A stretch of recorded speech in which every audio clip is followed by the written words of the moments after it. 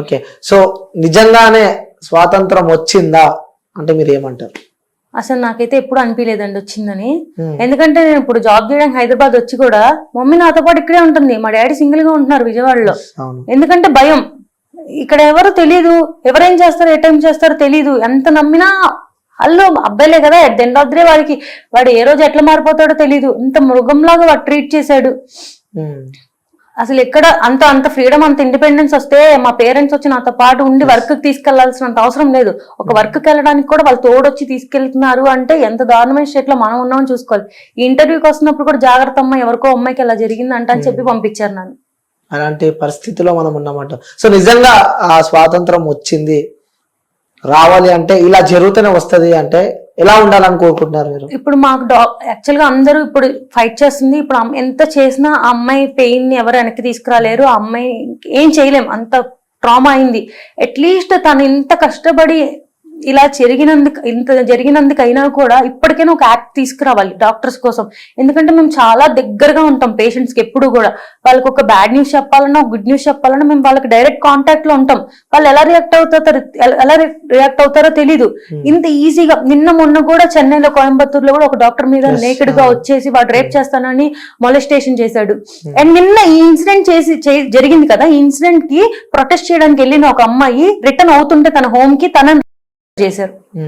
ఈ ఇన్సిడెంట్ కి సపోర్ట్ చేయడానికి వెళ్ళిన అమ్మాయిని ఇంకా అసలు ఎక్కడికి పంపిస్తారు అమ్మాయిల్ని? అమ్మాయిలంటే మీరు ఎట్లా, ఇదే అబ్బాయి జిమ్ కి వెళ్తే జిమ్ లో షర్ట్ తీసేసి కండలు చూపించి ఫొటోస్ పెట్టుకోవచ్చు, తను బీచ్ లో మంచిగా రీల్స్ చేయొచ్చు. కానీ అమ్మాయి ఏమి చేయకూడదు. అమ్మాయి అంటేనే ఇంక ఇట్లాగే ఉండాలి. ఇలా ఉండకపోతే మేము చేస్తాం. అలా మీరు ఇలా ఉన్నారు కాబట్టి మేము చేస్తాం. అంటే ఇప్పుడు మాకు నచ్చినట్టు మేము ఉంటే మేము చేసేస్తాం. అంటే అబ్బాయిలని రెచ్చగొట్టేదే అమ్మాయిలు అని అంటున్నారు. అంటే వాళ్ళు కరెక్ట్ రెడీ అయ్యి కరెక్ట్ ఉంటే ఎందుకు చేస్తారు, ఫీలింగ్స్ ఎందుకు వస్తాయి అని చెప్పి కూడా కొంతమంది అంటూ ఉన్నారు. మీకు తెలుసా, అబ్బాయిల కన్నా అమ్మాయిలకి ఎక్కువ ఫీలింగ్స్ ఉంటాయి. యాజ్ ఆఫ్ సైంటిఫిక్ రీసెర్చ్ అబ్బాయిలకి ఒక 20% ఫీలింగ్స్ ఉంటాయి, అమ్మాయిలకి 50% ఫీలింగ్స్ ఉంటాయి. వాళ్ళు ఎవరు ఇట్లా చేయట్లేదు కదా. ఇంకా మీరు సెమీ నేకెడ్ గా బయట తిరుగుతారు, షార్ట్స్ వేసుకొని తిరుగుతారు. అలా అమ్మాయిలు చేయకూడదు. అంటే మీకు మాత్రమే సమ్మర్, మీకు మాత్రమే గాలాడదు. వాళ్ళకి మాత్రం ఆ రోజు కూడా బుర్కా వేసుకొని తిరగాలి. ఏం చెప్తారు అలా అనుకున్న వాళ్ళకి? ఏం చెప్తారు మీరు? అంటే మీరు ఇట్లా ఉండండి, మీరు చున్నీ వేసుకొని తిరగండి, మీరు బయటకు వెళ్ళొద్దు నైట్ పూట, మీరు అబ్బాయిలు ఇలాగే ఉంటారు, వాళ్ళు ఇలాగే చూస్తారో అని అమ్మాయిలకి చెప్తూ ఉంటారు కదా. అలా సేమ్ పేరెంట్స్ అబ్బాయిలకు కూడా చెప్పాలి. అమ్మాయిలు అన్నాక అలా బట్టలు వేసుకుంటారు, అమ్మాయిలు అన్నాక బయట తిరుగుతారు, వాళ్ళు మనుషులే, మీతో పాటు పుట్టిన ఆపోజిట్ జెండర్ అంతే. సో మీరు అందరూ కూడా వాళ్ళు మీ మదర్ని ఎట్లా చూస్తున్నారో అట్లాగే మీరు చూడండి. చిన్నప్పటి నుంచి పెంచి పెడితే అప్పుడు వాళ్ళు అలా చూడడం మానేస్తారు. వాళ్ళు ఎప్పుడైతే అలా చూడడం మానేస్తారో సొసైటీ అంతా బాగుపడింది. ఓకే, సో నిజంగా ఈ ఘటనకు సంబంధించి చిన్న ఉన్నప్పటి నుంచి ఆ పాపను పెంచి పెద్ద చేసి ఇంకొక 1 year అయితే ఆ పాప ఈ స్టడీస్ అయిపోద్ది, సో నెక్స్ట్ జాబ్, సో తను ఒక డాక్టర్ అవుతారంటే ఒక కన్న తండ్రికి ఉంటుంది కదా, సో నా కూతురు డాక్టర్ కావాలి, సో నా కూతురు ఇంజనీర్ కావాలి, నా కూతురు పోలీస్ కావాలని చెప్పి. సో అంటే ఫుడ్ నోరు దాకా పెట్టి తిందామన్న స్పేస్ లో ఆ ఫుడ్ నోరు కాకుండా కింద పడిపోతే ఎంత బాధ ఉంటుందో. సో చిన్న ఉన్నప్పటి నుంచి కష్టపడి పెంచి ఆ పాప ఒక స్టేజ్ వచ్చిన తర్వాత నిజంగా ఆ కన్నా తల్లిదండ్రులకి ఆ ఆవేదన ఉంటది కదా, సో అది వర్ణించలేనిదని చెప్పుకోవచ్చు. సో ఆ పేరెంట్స్ ని చూస్తూ ఉంటే నిజంగా ఫస్ట్ వాళ్ళ నాన్నని తీసుకెళ్ళి ఆ డెడ్ బాడీ చూపిస్తే నిజంగా ఎలా అసలు డైజెస్ట్ చేసుకోగలడా? ఎందుకంటే ఒక అమ్మాయికి అమ్మ బాండింగ్ కన్నా నాన్న బాండింగ్ ఇంకెక్కువ ఉంటది. సో అమ్మ కన్నా నాన్న ప్రేమ ఎక్కువ ఉంటది. సో డైజెస్ట్ చేసుకోగలుగుతారా అసలు? అది ఈ ఫీల్డ్ లో చాలా కాస్ట్లీ, మెడికల్ ఫీల్డ్ చాలా కాస్ట్లీ, చాలా కష్టం కూడా చదవడం. మా డాడీ కూడా చెప్తాడు సిల్లీ రీజన్స్, నీకు మ్యాథ్స్ లో 9 points వచ్చినాయి, ఫెయిల్ అయిపోతావు, ఎంపీసీ చదివితాను, బైపీసీ చేర్పించాను, నేను డాక్టర్ చేయాలి అని. వాళ్ళు చాలా హోప్స్ పెట్టుకుంటారు. ఈ సొసైటీలో అందరు చాలా మంది అమ్మాయిలు చదువుకోకుండా పెళ్లి చేసుకొని సెటిల్ అయిపోయిన వాళ్ళు చాలా మంది ఉన్నారు. అంతమందిలో 30 years వచ్చినా కూడా పెళ్లి చేయకుండా చుట్టూ సొసైటీ పెళ్లి చేయవా అని అడిగినా కూడా లేదు, మా అమ్మాయి అంటూ నిలబడాలి, తను చదువుకొని ఒక డాక్టర్ అవ్వాలి అని చాలా కష్టపడి వాళ్ళు డబ్బులు లేకపోయినా కూడా పెట్టి చదివిస్తారు. ఎందుకంటే అమ్మాయి పేరు, రేపంటే అమ్మాయి కాళ్ళ మీద నిలబడాలి, వాళ్ళని చూసుకోవాలి అని చాలా కష్టపడి పెంచుతారు. అంత కష్టపడి చేసిన తర్వాత మా డాడీ కూడా చెప్తాడు, వీళ్ళమ్మా ఈ ఫీల్డ్ బాగా చదువుకో, డాక్టర్ అవ్వాలి, నువ్వు అంత కష్టపడి చేస్తారు. నేను జస్ట్ నాకు హెల్త్ బాగోకపోతేనే వాళ్ళు ఎంత సఫర్ అయ్యారో నాకు తెలుసు. వాళ్ళ డాడీ అలా అయిపోయిన తర్వాత అమ్మాయికి అసలు వాళ్ళు ఇంట్లో చిన్న జ్వరం వస్తేనే తట్టుకోలేరు చిన్నపిల్లలుగా. సో కూతురు ఎంత హైట్స్ కి ఎదిగినా కన్న తండ్రికి మాత్రం చిన్న పాపనే. సో ఫీవర్ వచ్చినా తట్టుకోలేను ఆ తండ్రి. నిజంగా ఆ తండ్రిని తలుచుకుంటుంటే అసలు లిటరల్లీ సో మనకే అసలు అంత అర్థం జరిగి వాళ్ళు అంత బాధలో ఉన్నా కూడా ఇంకా ఆ అమ్మాయి తప్పని చెప్పిన మాటలు వింటుంటే ఇంకా యానిమల్ బిహేవియర్ చూపిస్తున్నారు ఇంకా కొంతమంది మనుషులు. ఇంకా ఈ వీడియో కింద కూడా ఎంతమంది కామెంట్స్ పెడతారో యాక్చువల్ గా ఇలా కామెంట్స్ పెట్టే వాళ్ళే రేపు అవుతారని నా ఫీలింగ్. 100% అది చెల్లెనో ఉంటది కదా. సో వాళ్ళకి ఇలానే జరిగితే వాళ్ళు అలానే రియాక్ట్ అవుతారేమో అని చెప్పి అనుకోవాలి. వాళ్ళ అక్కల్ని చెల్లెల్ని కూడా కదా ఇప్పుడు అంతా. అది కూడా అలాంటి సమాజంలో మనం ఉన్నాం. నిజంగా సిగ్గుపడాలి మనం ఇలాంటి సమాజంలో మనం ఉన్నందుకు. సో అంటూ ఉన్న పొద్దున్న లేస్తే అక్క చెల్లె అని చెప్పి ఆ ఆప్యాయతలు ఆ ప్రేమలు అప్పుడు ఎలా ఉండే జనరేషన్. సో ఇప్పుడు ప్రజెంట్ ఇలా నడుస్తుంది. సో అంటే ఇల్లీగల్ ఎఫైర్స్ లైక్ అన్న లేడు, చెల్లె లేదు, అక్క లేదు, వదిన లేదు, అడ్డగోలుగా లైక్ అనిమల్స్ లా బిహేవ్ చేసే సమాజంలో మనం బతుకుతున్నాము. సో యాజ్ అ డాక్టర్ గా చివరిగా ఈ సమాజానికి నువ్వు ఏ మెసేజ్ ఇద్దాం అనుకుంటున్నావు? నేను ఇంత కోరిలేట్ చేసుకోవడం వల్ల ఇప్పుడైతే జస్టిస్ ఆ అమ్మాయి ఖచ్చితంగా కావాలి. ఇదైతే కంప్లీట్ గా ఒక ఇండివిజువల్ చేసిన మర్డర్ అయితే కాదు, ఇది ఒక గ్రూప్ రేప్ మర్డర్. అది కన్ఫర్మ్ గా అందరికీ తెలుసు. సో ఖచ్చితంగా ఆ అమ్మాయికి జస్టిస్ అనేది జరగాలి. వాళ్ళు ఎంత పెద్ద వాళ్ళైనా కూడా. అండ్ ఆ సీఎం కూడా ఎంత సింపుల్ గా ఈ విషయాన్ని చాలా సిల్లీగా మాట్లాడారు. పెద్దవాళ్ళందరూ బయటకు వచ్చి సో దీనికంటే ఒక కొంతమంది చెప్తున్నారు అమ్మాయిలు, కొంతమంది ఉన్నారు నిజంగానే పాప అబ్బాయిలు ఏం చేయకుండానే ఇలా బ్లాక్మెయిల్ చేయడం, నువ్వు నన్ను ఏదో చేసావు అని చెప్పి నేను నీ మీద కేసేస్తాను, ఇలా బ్లాక్మెయిల్ చేయడం.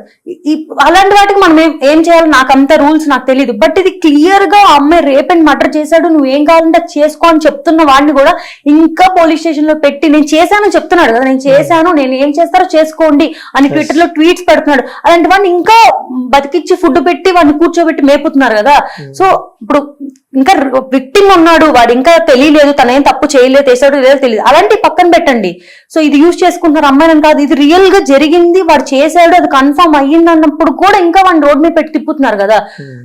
సో ఎంత సీరియస్ గా ఉండాలంటే ఇలా చేస్తే అమ్మో ఇది ఇవాళ మన ఫీలింగ్స్ కంట్రోల్ చేసుకోలేక నేను ఇప్పుడు కామంతో ఏదైనా చేసేస్తాను, ఇప్పుడు చేసేసిన తర్వాత జరిగే కాన్సిక్వెన్సెస్ వాడిని ఎంత దారుణంగా ఉంటది అని భయపడి వాడు ఆ రోజు అది చేయకుండా వెనక్కి వెళ్ళిపోయేలాంటి రూల్స్ వస్తే తప్ప ఇది ఎప్పటికీ మారదు.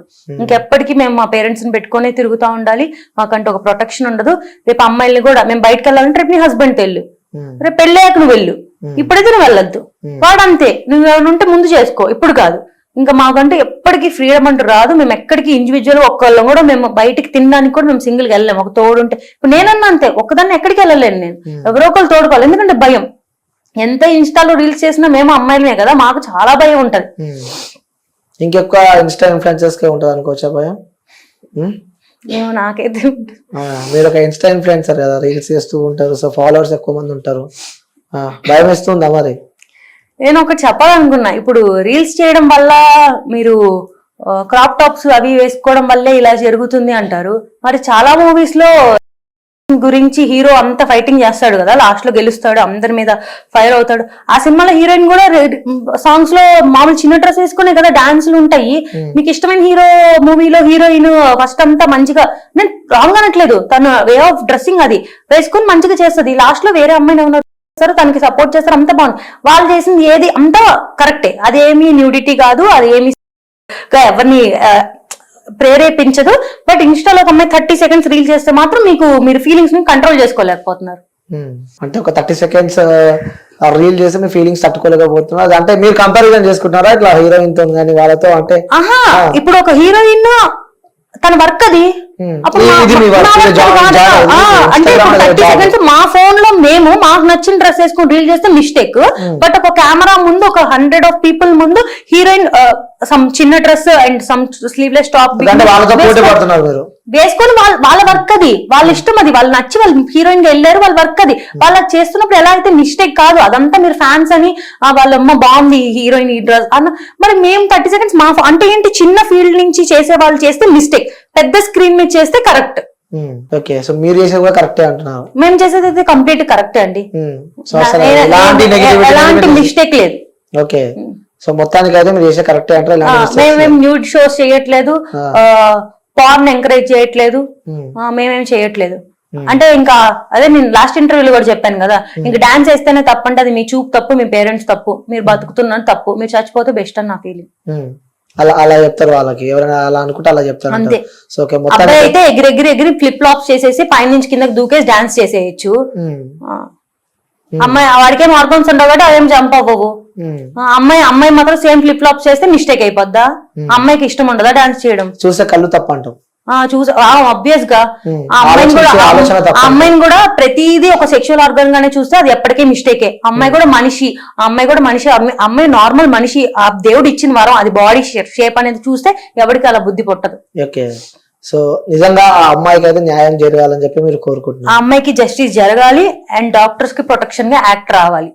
ఖచ్చితంగా పెద్దవాళ్ళందరూ వచ్చి దీని గురించి మాట్లాడాలి. ఇన్ని రోజులుగా ఫైట్ చేస్తున్నారు డాక్టర్స్, ఐడిఏ వాళ్ళు, ఐఎంఏ వాళ్ళు, ఇంత మంది సపోర్ట్ చేసిన, ఎంత మంది కష్టపడుతున్నా కూడా ఇప్పటికే యాక్ట్ రాలేదు. ఎప్పటికొచ్చిద్దో కూడా తెలియదు. ఇంత వైలెన్స్ జరుగుతుంది, ఇంత మంది డాక్టర్స్ కి హామ్ అవుతుంది అన్నప్పుడైనా ఇప్పటికైనా ఆ యాక్ట్ రావాలనే అందరు ఫైట్ చేస్తున్నారు. ఓకే, సో నిజంగా అది చాలా బాధాకరమైన విషయం. సో అది మనం అమ్మాయిని అయితే తీసుకురాలేము, కానీ ఇంకో అమ్మాయికి అలా జరగకుండా చూసుకునే బాధ్యత ఈ సమాజం పైన ఉంది. ముఖ్యంగా గవర్నమెంట్ కూడా దీనికి సంబంధించి ఆలోచించి వీళ్ళకి డాక్టర్స్ కూడా తగిన న్యాయం చేస్తారు, ఆ ఫ్యామిలీ, ఆ కుటుంబాన్ని ఆదుకుంటారని చెప్పి మనస్ఫూర్తిగా కోరుకుంటున్నా. సో థ్యాంక్ యూ పూర్ణిమ గారు, వచ్చినందుకు. సో మీకు లోపల ఉన్న ఎమోషన్స్ కానీ, మీ బాధలు కానీ, సో మీ పడ్డ కష్టాలు, ఈ ఫీల్డ్ ఎలా ఉంటుందో కూడా చెప్పినందుకు థ్యాంక్ యూ సో మచ్ అండి. Thank you. Welcome to the world of opportunities, where dreams meet reality. At Sun International Institute of Tourism and Management, we pride ourselves on being a world-class institution dedicated to nurturing talent and shaping careers. Sun International, Hyderabad, Visakhapatnam.